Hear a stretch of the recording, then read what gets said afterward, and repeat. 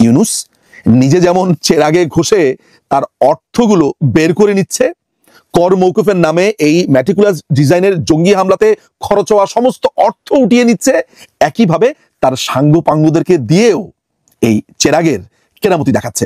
এরকম একটা চেরাগ এখানে থাকে, এরকম থাকে, কি হয় তারে ছুঁয়ে দিলে কি আসে? দৈত্য আসে, আলাদিনের দৈত্য বেরিয়ে আসে।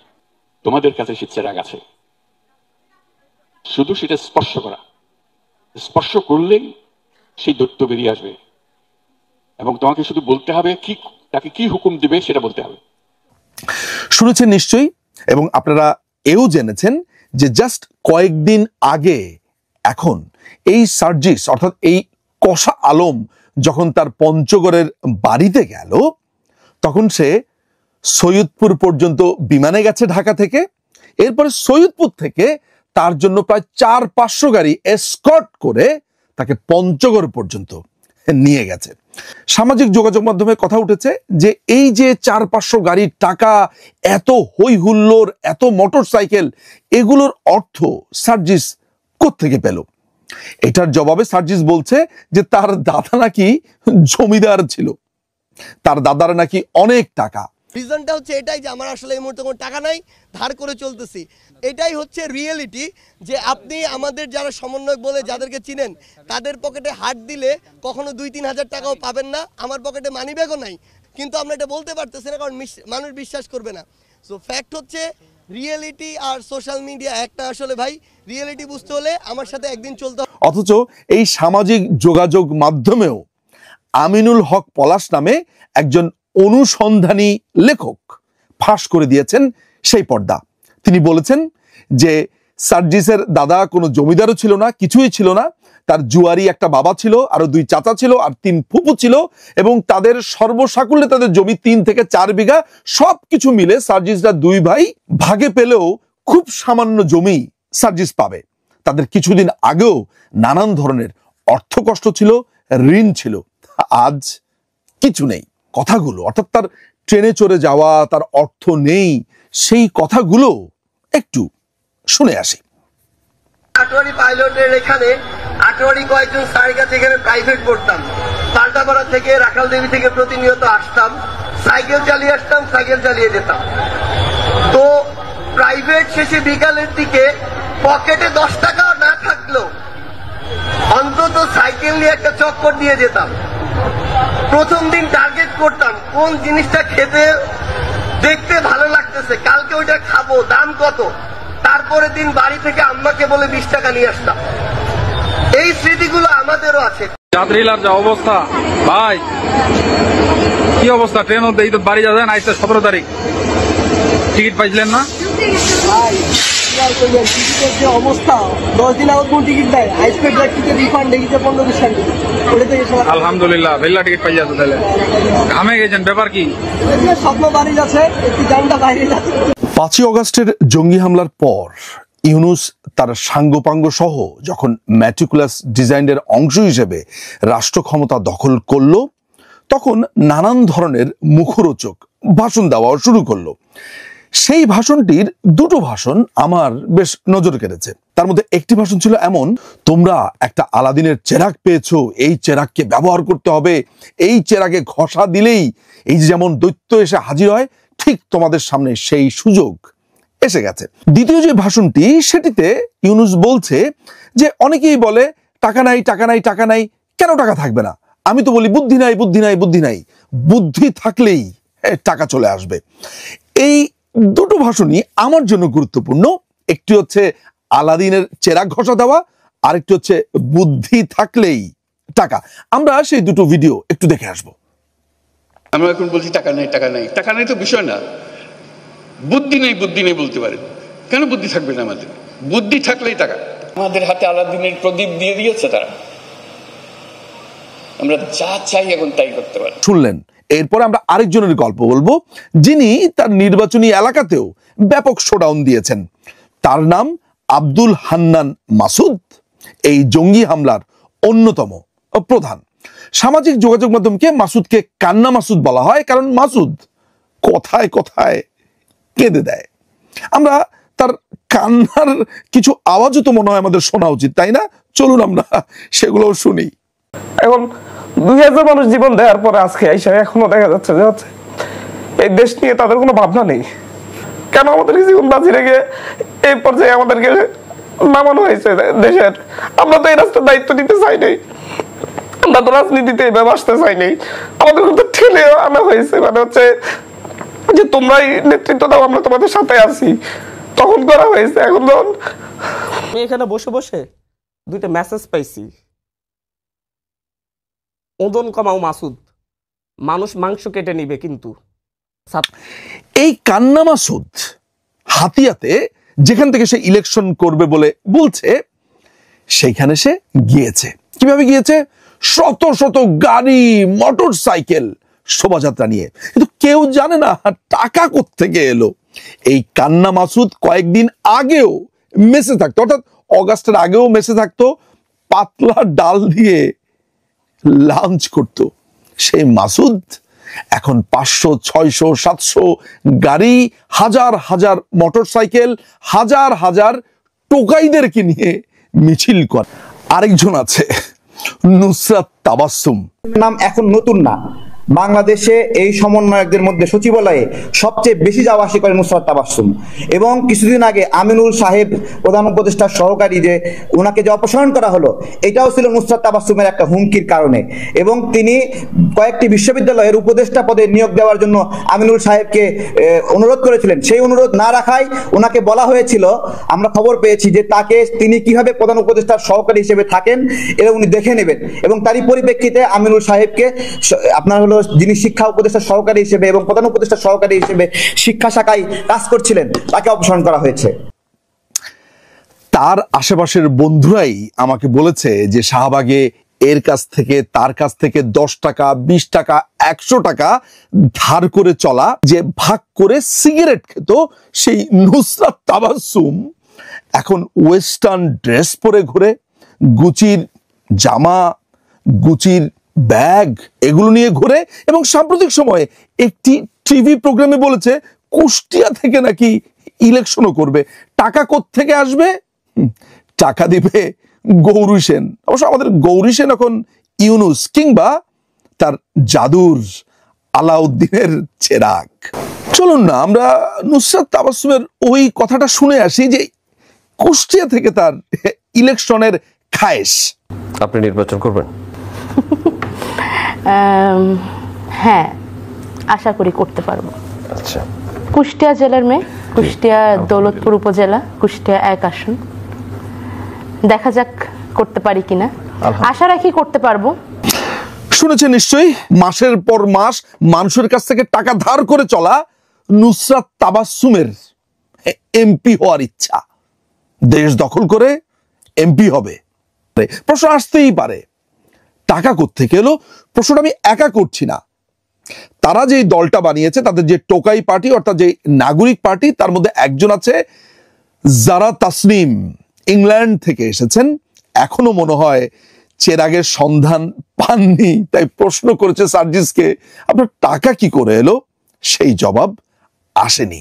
যাই হোক, আমরা সাঙ্গপাঙ্গদের চেরাগের গল্প বলছি, তাদের অর্থ সংস্থান নিয়ে কথা বলছি, কিন্তু নাটের গুরু ইউনুসের হাজার হাজার কোটি টাকার গল্প কে শুনতে চায়? আমি বলবো সে কথা এবং বলছি। এরই মধ্যে কি কি আলাদিনের চেরাগ ঘষেছে ইউনুস, চলুন একটু অল্প বিস্তর জেনে নেই। ক্ষমতা দখলের পরপর ইউনুস গ্রামীণ ব্যাংকের 5 বছরের কর অব্যাহত দিয়েছে 2029 সালের 31শে ডিসেম্বর পর্যন্ত। অর্থাৎ গ্রামীণ ব্যাংকে কোনো কর দিতে হবে না, লাভ করবে, প্রফিট করবে, একটি পয়সাও রাষ্ট্র পাবে না। অনেক খরচ হয়ে গিয়েছে তো 5ই অগাস্টের জঙ্গি হামলায়, একটু উঠিয়ে নিতে হবে না? এরপর 666 কোটি টাকা গ্রামীণ কল্যাণের, যেটার সে চেয়ারম্যান, অর্থাৎ ইউনুস গ্রামীণ কল্যাণের চেয়ারম্যান, 666 কোটি প্লাস টাকা সে কর দেয়নি। ক্ষমতা দখলের পরপর এই আদালতের রায় কমপ্লিটলি মুছে দিয়েছে। কেউ কোনো প্রশ্ন করছে না যে ইউনুস তুই যে 666 কোটি টাকা কর দিচ্ছিস না, এই টাকাটা তো আমার রে। কেউ প্রশ্ন করছে না, প্রশ্ন করার কেউ নেই, প্রশ্ন করলেই তাকে জেলে পুরে দেওয়া হবে। এই ছাড়া তার যত পরিচিত লোকজন আছে যারা গ্রামীণ ব্যাংক, গ্রামীণ কল্যাণ, গ্রামীণ টেলিকম বিভিন্ন জায়গাতে তার সাথে দীর্ঘ সময় এই অর্থ লোপাটের সাথে ছিল, যেমন মোহাম্মদ আশরাফুল হাসান, নূরজাহান বেগম, এস এম শাহজাহান, প্রত্যেককে সে কোনো না কোনো প্রজেক্ট পাইয়ে দিয়েছে।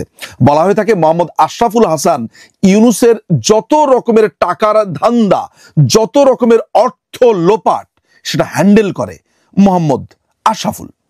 এই মোহাম্মদ আশরাফুল যার নেতৃত্বে কয়দিন আগে গ্রামীণ ইউনিভার্সিটির অনুমোদন পেয়েছে, ইউনুস পেছন থেকে কাজ করেছে।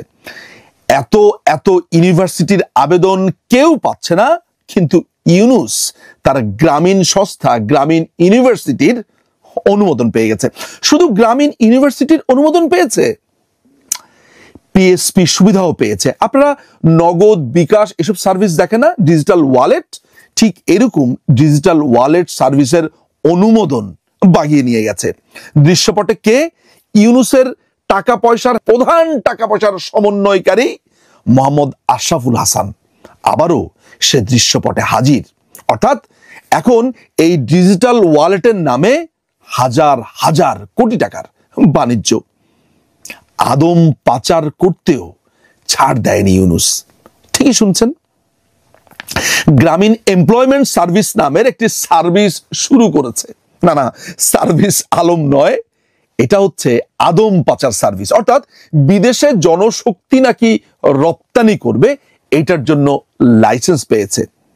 লোকজন বলছে, মানুষ বলছে, সামাজিক যোগাযোগ মাধ্যমে ব্যাপকভাবে কথা হচ্ছে যে এই জনশক্তি কোম্পানির নামে যারা যারা এই মাস্টার মাইন্ড ছিল, যারা যারা এই জঙ্গি হামলা করেছে 5ই আগস্টের আগে পরে, তাদেরকে সেফলি দেশের বাইরে বার করে নিবে এবং এর জন্য লক্ষ লক্ষ কোটি টাকা বিভিন্ন রকমের ফিজের নামে অর্থ লোপাট করে দেশের বাইরে অর্থ পাচার করবে। বাইরের ওয়েবসাইট অনুযায়ী তাদের এই এমপ্লয়মেন্ট সার্ভিস, এই জনশক্তি রপ্তানি সার্ভিসের লাইসেন্স নাম্বার হচ্ছে 2806। অর্থাৎ আদম পাচার থেকেও গ্রামীণকে ছাড়া গেল না। এরপর এসেছে হসপিটাল সার্ভিস।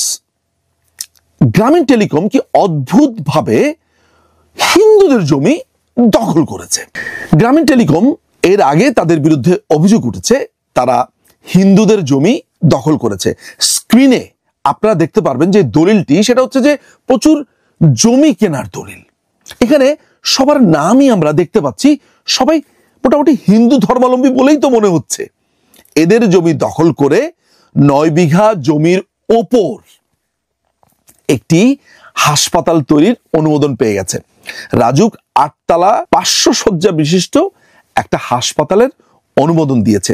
অথচ দিনের পর দিন গ্রামীণের যে হেলথ সার্ভিস, এটা ছিল একটি অলাভজনক প্রতিষ্ঠান। কিন্তু লাইসেন্স পেতে তো সমস্যা নাই, কারণ মহাজন এখন ক্ষমতাতে। শুধু কি এগুলো? শ্রম আইনে 6 মাসের জেল হয়েছে, সেটা মওকুফ হয়েছে। গ্রামীণ দই নামে একটি প্রোডাক্ট ছেড়েছিল ইউনুস, সেখানে ভেজাল দেওয়ার অপরাধে ভোক্তা অধিকার আইনে মামলা হয়েছিল, সেটিও গায়েব। শ্রমিকদের পাওনা টাকা না দেওয়ার কারণে মামলা হয়েছে, তাদের টাকা লোপাট করেছে, সেগুলো গায়েব। শত শত মামলা গায়েব, হাজার হাজার কোটি টাকা দিতে হচ্ছে না, কিন্তু মানুষ প্রশ্ন করছে না। এই ছাড়াও আগেই বলেছি ইউনুসের ঘনিষ্ঠজনরা নানান রকমের পদ পেয়েছে। যেমন তার ভাইয়ের ছেলে অপূর্ব জাহাঙ্গীর, মোহাম্মদ ইব্রাহিমের ছেলে, তাকে ডেপুটি প্রেস সচিব করেছে। এর আগের একটি পর্বে আমি দেখিয়েছিলাম কিভাবে গ্রামীণ ব্যাংকের এমডি থাকা অবস্থাতে তার বাবার প্রতিষ্ঠান, যেখানে সে নিজেও শেয়ার হোল্ডার, সেই প্যাকেজিং কর্পোরেশন লিমিটেডকে সমস্ত রকমের প্রকাশনার দায়িত্ব পাইয়ে দিয়েছিল। আমাদের দেশে একটি কথা বলে যে মারে একটু নেড়ে চেড়ে দে, লুটে পুটে খাই, কিংবা আরেকটি কথা বলে সরকারি মাল দরিয়া মে ডাল। ওই লুটে পুটে দরিয়াতে ঢালা হচ্ছে না, পকেটে ঢালা হচ্ছে। সাধারণ মানুষ এগুলো দেখছে, বুঝতে পারছে কিনা আমি তো জানি না। সাধারণ মানুষ, বাংলাদেশের সাধারণ মানুষ এই 5ই আগস্টের জঙ্গি হামলা বুঝতেই তো তাদের অনেক সময় চলে গেছে। কিন্তু এই সাধারণ মানুষের হক, তাদের প্রাপ্য ট্যাক্সকে ফাঁকি দিয়ে ইউনূস যে এই লুটপাট করে চলেছে, সেই ভয়েস কোথায়, সেই প্রতিবাদ কোথায়? প্রতিবাদও মানুষ করছে না ভয়ে। প্রতিবাদ করলেই জেল, জুলুম, বাড়ি পুড়িয়ে দেবে, বাড়ি ভেঙে দেবে, আওয়ামী লীগ করেন এই অপবাদ দিয়ে আপনাকে হত্যা করতেও দ্বিধা করবে না। সুতরাং দেশ এই হরিলুটের কবলে পড়েছে, আর এক অদ্ভুত আলাদিনের চেরাগ নয়, ইউনূসের চেরাগের মধ্যে পড়েছে। যেদিন এই জনগণ বুঝবে বা প্রতিবাদ হয়তো বা করতে যাবে, সেদিন পিছনে ফিরে দেখবে এবং বলবে আমাদের তো সর্বনাশ হয়ে গেছে। ভিডিওটা আপনারা দেখলেন, এই আলাদিনের চেরাগ ঘষা দিয়ে কত কিছু হতে পারে এবং বুদ্ধি থাকলে পকেটে কি করে সরকারি লুটের টাকা এসে ঢুকতে পারে আমরা আজকের এই ভিডিওতে দেখব। আমরা প্রথমেই সার্জিস আলম নামে ইউনূসের সাঙ্গপাঙ্গদের বা ইউনূসের যে টোকাই বাহিনী আছে তাদের একজনের গল্প বলবো। এই সার্জিস আলমকে কষা আলম নামে সামাজিক যোগাযোগ মাধ্যমে বলে। এই কষা আলম গত বছরেও যখন তার গ্রামের বাড়ি পঞ্চগড়ে যাচ্ছিল, সেই যাওয়ার জন্য সে ট্রেনে চড়েছিল। ট্রেনে করে যাচ্ছে, ঘেমে নিয়ে যাচ্ছে, টিউশনি করত। সে তার একটি ভিডিওতে এমনও বলছে যে আমার 10 টাকা ছিল না, আমি কোথাও যেতে হলে আমার সাইকেলে যেতে হতো, আমার 20 টাকা মার কাছে চাইতে হতো, নানান ধরনের কথা। অর্থাৎ ছেলেটির যে অভাব ছিল, ছেলেটির যে অর্থ যন্ত্রণা ছিল, সেটি সে বলেছে। অর্থাৎ একটা ছেলে বছর খানিক আগেও তার অভাবের কথা বলছিল, তার অর্থহীনতার কথা বলছিল। চলুন আমরা তার ওই বলা কথাগুলো, অর্থাৎ তার ট্রেনে চড়ে যাওয়া, তার অর্থ নেই, সেই কথাগুলো একটু শুনে আসি। যাত্রীলার যা অবস্থা ভাই, কি অবস্থা? ট্রেন এই তো বাড়ি যাবেন, আজকে 17 তারিখ, টিকিট পাইছিলেন না? টিকিটের যে অবস্থা, 10 দিন আগে কোন টিকিট দেয়, আইসপেড টিকিটের রিফান্ড দেখেছে 15-20 টাকা। আলহামদুলিল্লাহ ভেল্লা টিকিট পাই যাচ্ছে। তাহলে ঘামে গেছেন, ব্যাপার কি? স্বপ্ন বাড়ি যাচ্ছে, একটু জানটা বাইরে যাচ্ছে। রিজনটা হচ্ছে এটাই যে আমার আসলে এই মুহূর্তে কোনো টাকা নাই, ধার করে চলতেছি। এটাই হচ্ছে রিয়েলিটি, যে আপনি আমাদের যারা সমন্বয়ক বলে যাদেরকে চিনেন, তাদের পকেটে হাত দিলে কখনো 2-3 হাজার টাকাও পাবেন না। আমার পকেটে মানি ব্যাগও নাই, কিন্তু আমরা এটা বলতে পারতেছি না, কারণ মানুষ বিশ্বাস করবে না। সো ফ্যাক্ট হচ্ছে রিয়েলিটি আর সোশ্যাল মিডিয়া একটা। আসলে ভাই রিয়েলিটি বুঝতে হলে আমার সাথে একদিন চলতে হবে। শুনেছেন নিশ্চয়ই, এবং আপনারা এও জেনেছেন যে জাস্ট কয়েকদিন আগে এখন এই সার্জিস অর্থাৎ এই কষা আলম যখন তার পঞ্চগড়ের বাড়িতে গেল, তখন সে সৈয়দপুর পর্যন্ত বিমানে গেছে ঢাকা থেকে। এরপরে সৈয়দপুর থেকে তার জন্য প্রায় 400-500 গাড়ি এসকর্ট করে তাকে পঞ্চগড় পর্যন্ত নিয়ে গেছে। সামাজিক যোগাযোগ মাধ্যমে কথা উঠেছে যে এই যে 400-500 গাড়ির টাকা, এত হই হুল্লোর, এত মোটরসাইকেল, এগুলোর অর্থ সার্জিস কোত্থেকে পেল? এটার জবাবে সার্জিস বলছে যে তার দাদা নাকি জমিদার ছিল, তার দাদার নাকি অনেক টাকা। অথচ এই সামাজিক যোগাযোগ মাধ্যমেও আমিনুল হক পলাশ নামে একজন অনুসন্ধানী লেখক ফাঁস করে দিয়েছেন সেই পর্দা। তিনি বলেছেন যে সার্জিসের দাদা কোনো জমিদারও ছিল না, কিছুই ছিল না। তার জুয়ারি একটা বাবা ছিল, আরো 2 চাচা ছিল, আর 3 ফুপু ছিল, এবং তাদের সর্বসাকুল্যে তাদের জমি 3 থেকে 4 বিঘা। সবকিছু মিলে সার্জিসরা 2 ভাই ভাগে পেলেও খুব সামান্য জমি সার্জিস পাবে। তাদের কিছুদিন আগেও নানান ধরনের অর্থ কষ্ট ছিল, ঋণ ছিল, আজ কিছু নেই। সার্জিসের গল্প তো আপনারা শুনলেন। এরপরে আমরা আরেকজনের গল্প বলবো, যিনি তার নির্বাচনী এলাকাতেও ব্যাপক শোডাউন দিয়েছেন। তার নাম আব্দুল হান্নান মাসুদ, এই জঙ্গি হামলার অন্যতম প্রধান। সামাজিক যোগাযোগ মাধ্যমকে মাসুদকে কান্না মাসুদ বলা হয়, কারণ মাসুদ কথায় কথায় কেঁদে দেয়। আমরা তার কান্নার কিছু আওয়াজও তো মনে হয় আমাদের শোনা উচিত, তাই না? চলুন আমরা সেগুলোও শুনি। এখন 2000 মানুষ জীবন দেওয়ার পরে আজকে এখনো দেখা যাচ্ছে যে এই দেশ নিয়ে তাদের কোনো ভাবনা নেই। কেন আমাদেরকে জীবন বাঁচিয়ে রেখে এই পর্যায়ে আমাদেরকে নামানো হয়েছে দেশের। আমরা তো এই রাস্তার দায়িত্ব নিতে চাই নাই, আমরা তো রাজনীতিতে এভাবে আসতে চাই নাই, আমাদের কিন্তু ঠেলে আনা হয়েছে, মানে হচ্ছে যে তোমরাই নেতৃত্ব দাও, আমরা তোমাদের সাথে আছি, তখন করা হয়েছে। এখন যখন আমি এখানে বসে বসে দুইটা মেসেজ পাইছি, ওজন কমাও মাসুদ, মানুষ মাংস কেটে নিবে কিন্তু। এই কান্না মাসুদ হাতিয়াতে যেখান থেকে সে ইলেকশন করবে বলে বলছে, সেইখানে সে গিয়েছে। কিভাবে গিয়েছে? শত শত গাড়ি, মোটর সাইকেল, শোভাযাত্রা নিয়ে, কিন্তু কেউ জানে না টাকা কোত্থেকে এলো। এই কান্না মাসুদ কয়েকদিন আগেও মেসে থাকতো, অর্থাৎ অগাস্টের আগেও মেসে থাকতো, পাতলা ডাল দিয়ে লাঞ্চ করত। সেই মাসুদ এখন 500, 600, 700 গাড়ি, হাজার হাজার মোটর সাইকেল, হাজার হাজার টোকাইদেরকে নিয়ে মিছিল করে। আরেকজন আছে নুসরাত তাবাসসুম, নাম এখন নতুন না, বাংলাদেশে এই সমন্বয়কদের মধ্যে সচিবালয়ে সবচেয়ে বেশি যাওয়া আসি করে নুসরাত তাবাসসুম। এবং কিছুদিন আগে আমিনুল সাহেব প্রধান উপদেষ্টার সহকারী যে ওনাকে যে অপসারণ করা হলো, এটাও ছিল নুসরাত তাবাসসুমের একটা হুমকির কারণে। এবং তিনি কয়েকটি বিশ্ববিদ্যালয়ের উপদেষ্টা পদে নিয়োগ দেওয়ার জন্য আমিনুল সাহেবকে অনুরোধ করেছিলেন। সেই অনুরোধ না রাখায় ওনাকে বলা হয়েছিল, আমরা খবর পেয়েছি যে তাকে তিনি কিভাবে প্রধান উপদেষ্টার সহকারী হিসেবে থাকেন এটা উনি দেখে নেবেন। এবং তারই পরিপ্রেক্ষিতে আমিনুল সাহেবকে আপনার যিনি শিক্ষা উপদেষ্টার সহকারী হিসেবে এবং প্রধান উপদেষ্টার সহকারী হিসেবে শিক্ষা শাখায় কাজ করছিলেন, তাকে অপসারণ করা হয়েছে। তার আশেপাশের বন্ধুরাই আমাকে বলেছে যে শাহবাগে এর কাছ থেকে তার কাছ থেকে 10 টাকা, 20 টাকা, 100 টাকা ধার করে চলা, যে ভাগ করে সিগারেট খেত সেই নুসরাত তাবাসসুম এখন ওয়েস্টার্ন ড্রেস পরে ঘুরে, গুচির জামা, গুচির ব্যাগ এগুলো নিয়ে ঘুরে। এবং সাম্প্রতিক সময়ে একটি টিভি প্রোগ্রামে বলেছে কুষ্টিয়া থেকে নাকি ইলেকশনও করবে। টাকা কোত্থেকে আসবে? টাকা দিবে গৌরী সেন। অবশ্য আমাদের গৌরী সেন এখন ইউনুস কিংবা তার জাদুর আলাউদ্দিনের চেরাগ। চলুন না আমরা নুসরাত তাবাসসুমের ওই কথাটা শুনে আসি যে কুষ্টিয়া থেকে তার ইলেকশনের খায়েশ। আপনি নির্বাচন করবেন? হ্যাঁ, আশা করি করতে পারবো। আচ্ছা, কুষ্টিয়া জেলার মেয়ে, কুষ্টিয়া দৌলতপুর উপজেলা, কুষ্টিয়া 1 আসন। দেখা যাক করতে পারি কিনা, আশা রাখি করতে পারবো। শুনেছেন নিশ্চয়ই, মাসের পর মাস মানুষের কাছ থেকে টাকা ধার করে চলা নুসরাত তাবাসসুমের এমপি হওয়ার ইচ্ছা। দেশ দখল করে এমপি হবে। প্রশ্ন আসতেই পারে টাকা কোত্থেকে এলো।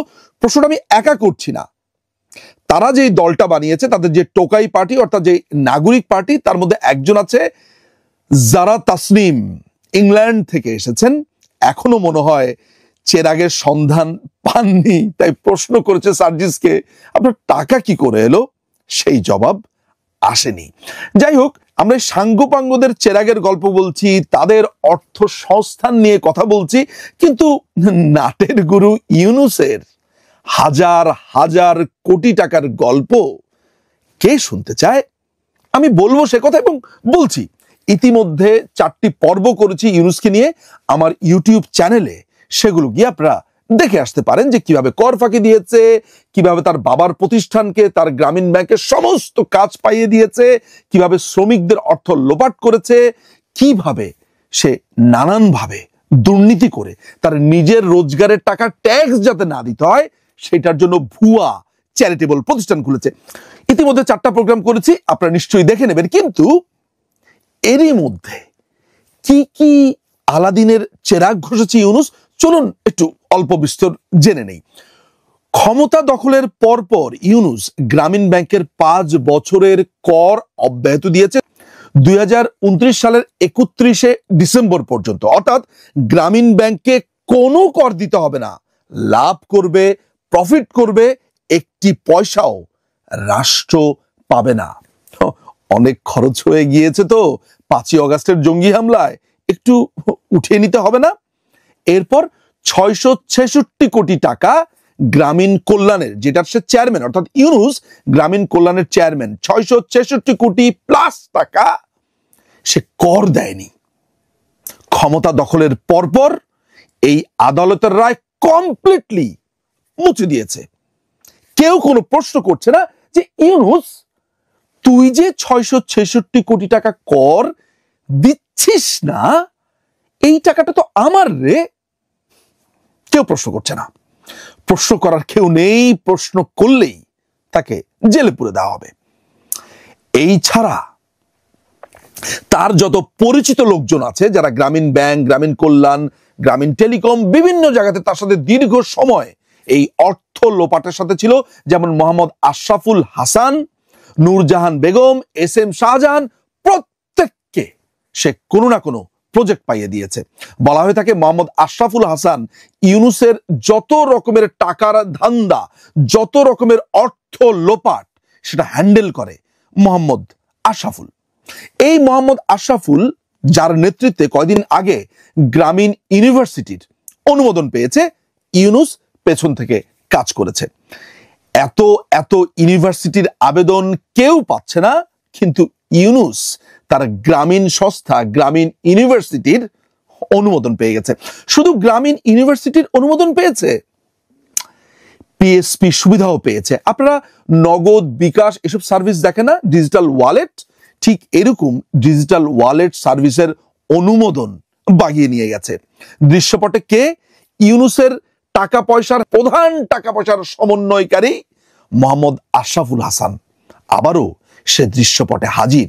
অর্থাৎ এখন এই ডিজিটাল ওয়ালেটের নামে হাজার হাজার কোটি টাকার বাণিজ্য। আদম পাচার করতেও ছাড় দেয়নি ইউনূস। ঠিকই শুনছেন, গ্রামীণ এমপ্লয়মেন্ট সার্ভিস নামের একটি সার্ভিস শুরু করেছে। না, সার্ভিস আলম নয়, এটা হচ্ছে আদম পাচার সার্ভিস। অর্থাৎ বিদেশে জনশক্তি নাকি রপ্তানি করবে, এটার জন্য লাইসেন্স পেয়েছে। লোকজন বলছে, মানুষ বলছে, সামাজিক যোগাযোগ মাধ্যমে ব্যাপকভাবে কথা হচ্ছে যে এই জনশক্তি কোম্পানির নামে যারা যারা এই মাস্টারমাইন্ড ছিল, যারা যারা এই জঙ্গি হামলা করেছে 5ই আগস্টের আগে পরে, তাদেরকে সেফলি দেশের বাইরে বার করে নিবে এবং এর জন্য লক্ষ লক্ষ কোটি টাকা বিভিন্ন রকমের ফিজের নামে অর্থ লোপাট করে দেশের বাইরে অর্থ পাচার করবে। বাইরের ওয়েবসাইট অনুযায়ী তাদের এই এমপ্লয়মেন্ট সার্ভিস, এই জনশক্তি রপ্তানি সার্ভিসের লাইসেন্স নাম্বার হচ্ছে 2806। অর্থাৎ আদম পাচার থেকেও গ্রামীণকে ছাড়া গেল না। এরপর এসেছে হসপিটাল সার্ভিস। গ্রামীণ টেলিকম কি অদ্ভুতভাবে হিন্দুদের জমি দখল করেছে। গ্রামীণ টেলিকম এর আগে তাদের বিরুদ্ধে অভিযোগ উঠেছে তারা হিন্দুদের জমি দখল করেছে। স্ক্রিনে আপনারা দেখতে পারবেন যে দলিলটি, সেটা হচ্ছে যে প্রচুর জমি কেনার দলিল। এখানে সবার নামই আমরা দেখতে পাচ্ছি, সবাই মোটামুটি হিন্দু ধর্মাবলম্বী বলেই তো মনে হচ্ছে। এদের জমি দখল করে 9 বিঘা জমির ওপর একটি হাসপাতাল তৈরির অনুমোদন পেয়ে গেছে। রাজুক 8 তলা 500 শয্যা বিশিষ্ট একটা হাসপাতালের অনুমোদন দিয়েছে। অথচ দিনের পর দিন গ্রামীণের যে হেলথ সার্ভিস, এটা ছিল একটি অলাভজনক প্রতিষ্ঠান। কিন্তু লাইসেন্স পেতে তো সমস্যা নাই, কারণ মহাজন এখন ক্ষমতাতে। শুধু কি এগুলো? শ্রম আইনে 6 মাসের জেল হয়েছে, সেটা মওকুফ হয়েছে। গ্রামীণ দই নামে একটি প্রোডাক্ট ছেড়েছিল ইউনূস, সেখানে ভেজাল দেওয়ার অপরাধে ভোক্তা অধিকার আইনে মামলা হয়েছিল, সেটিও গায়েব। শ্রমিকদের পাওনা টাকা না দেওয়ার কারণে মামলা হয়েছে, তাদের টাকা লোপাট করেছে, সেগুলো গায়েব। শত শত মামলা গায়েব, হাজার হাজার কোটি টাকা দিতে হচ্ছে না, কিন্তু মানুষ প্রশ্ন করছে না। এই ছাড়াও আগেই বলেছি ইউনূসের ঘনিষ্ঠজনরা নানান রকমের পদ পেয়েছে। যেমন তার ভাইয়ের ছেলে অপূর্ব জাহাঙ্গীর, মোহাম্মদ ইব্রাহিমের ছেলে, তাকে ডেপুটি প্রেস সচিব করেছে। এর আগের একটি পর্বে আমি দেখিয়েছিলাম কিভাবে গ্রামীণ ব্যাংকের এমডি থাকা অবস্থাতে তার বাবার প্রতিষ্ঠান, যেখানে সে নিজেও শেয়ার হোল্ডার, সেই প্যাকেজিং কর্পোরেশন লিমিটেডকে সমস্ত রকমের প্রকাশনার দায়িত্ব পাইয়ে দিয়েছিল।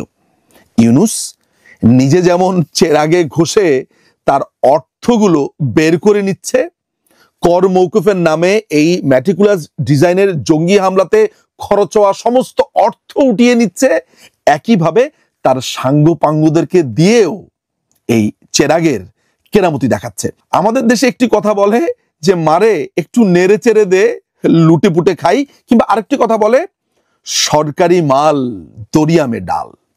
ওই লুটে পুটে দরিয়াতে ঢালা হচ্ছে না, পকেটে ঢালা হচ্ছে। সাধারণ মানুষ এগুলো দেখছে, বুঝতে পারছে কিনা আমি তো জানি না।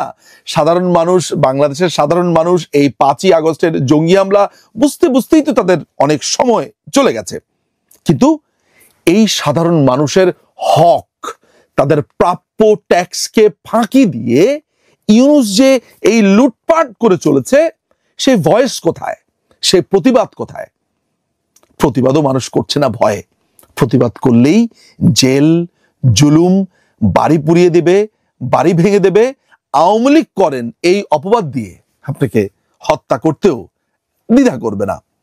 সুতরাং দেশ এই হরিলুটের কবলে পড়েছে, আর এক অদ্ভুত আলাদিনের চেরাগ নয়, ইউনূসের চেরাগের মধ্যে পড়েছে।